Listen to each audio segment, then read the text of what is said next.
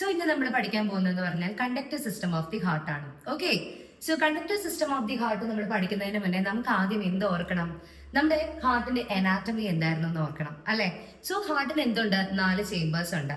So first of all, let's divide the heart into 2 parts, right side of the heart and left side of the heart. Okay, so the right side of the heart will be carrying what? Deoxygenated blood, and left side of the heart will be carrying what?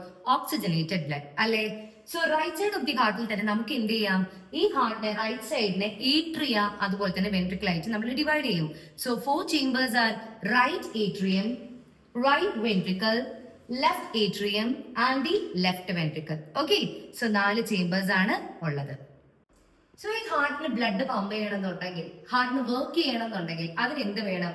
Electrical impulses വേണം. Okay, so ഈ electrical impulse എവിടുന്നാ generate ചെയ്യുന്നതെന്ന് അറിയോ? നമുക്കറിയാം, നമ്മുടെ natural pace maker of the heart എന്ന് പറയുന്നത് എന്താണ്? SA node.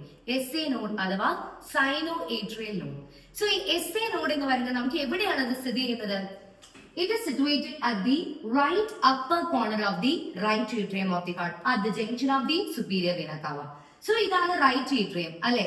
Right ഏട്രിയത്തിന്റെ right upper corner എന്ന് പറയുന്നത് ഇവിടെ ആയിട്ട് വരും. സോ ഇവിടെയാണ് നമുക്ക് എന്ത് കാണുന്നത്?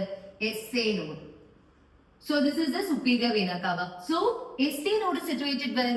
At the right upper corner of the right atrium of the heart, at the junction of the superior vena cava.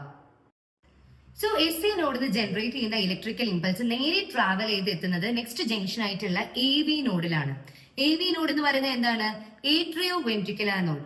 So SA node നമുക്കറിയാം at the right upper corner of the right ഏട്രിയത്തിലായിരുന്നു situate ചെയ്തത്, അല്ലെ? So AV node എവിടെയാണെന്നറിയോ? You can see the screen. So AV node എന്ന് പറയുന്നത് at the base of inter atrial sector. Okay, so ഇവിടെയാണ് എന്തുള്ളത്? AV node situate ചെയ്തിരിക്കുന്നത്. Okay, at the base of the inter-atrial septum. എന്താണ് Inter atrial septum എന്ന് പറയുന്നത്? I said you already there is 4 chambers for the heart, അല്ലെ? 2 atrium, right atrium and left atrium. 2 atrium തമ്മിൽ divide ചെയ്യുന്ന ഒരു wall ആണ് എന്ത്? Interatrial septum. Okay, so ഈ ഇന്റർ ഏട്രിയൽ സെപ്റ്റത്തിന്റെ ബേസിലായിട്ടാണ് നമുക്ക് എന്ത് കാണാം? AV നോഡ് അഥവാ ഏട്രിയോ വെൻട്രിക്കുലർ നോഡ്. ഇനി AV നോഡിലുള്ള ഇമ്പൾസ് നേരെ എങ്ങോട്ടേക്ക് ചെല്ലണം? വെൻട്രിക്കിളിലേക്ക് പാസ് ചെയ്യണം, അല്ലെ? സോ വെൻട്രിക്കിളിലേക്ക് ഈ ഇമ്പൾസിന് ട്രാവൽ ചെയ്യണമെന്നുണ്ടെങ്കിൽ അവിടെ എന്ത് വേണം? ഒരു ട്രാൻസ്പോർട്ടേഷൻ ലൈൻ വേണം. സോ ഈ ഒരു ട്രാൻസ്പോർട്ടേഷൻ ലൈൻ അഥവാ ചാനലാണ് bundle of His. Okay, so ഈ ഒരു ഇമ്പൾസിനെ SA നോഡിൽ നിന്ന് ജനറേറ്റ് ചെയ്ത ഇമ്പൾസ് AV നോഡിലെത്തി. AV നോഡിന് ഇമ്പൾസിന് വെൻട്രിക്കിളിലേക്ക് പാസ് ചെയ്യണം. പാസ് ചെയ്യാനുള്ള ചാനലാണ് എന്ത്? Bundle of has. സോ ഈ ബണ്ടിൽ ഓഫ് ഹസ് എന്ന് പറയുന്നത് വീണ്ടും ബ്രാഞ്ച് ആയിട്ട് ഡിവൈഡ് ചെയ്യും. എവിടെ?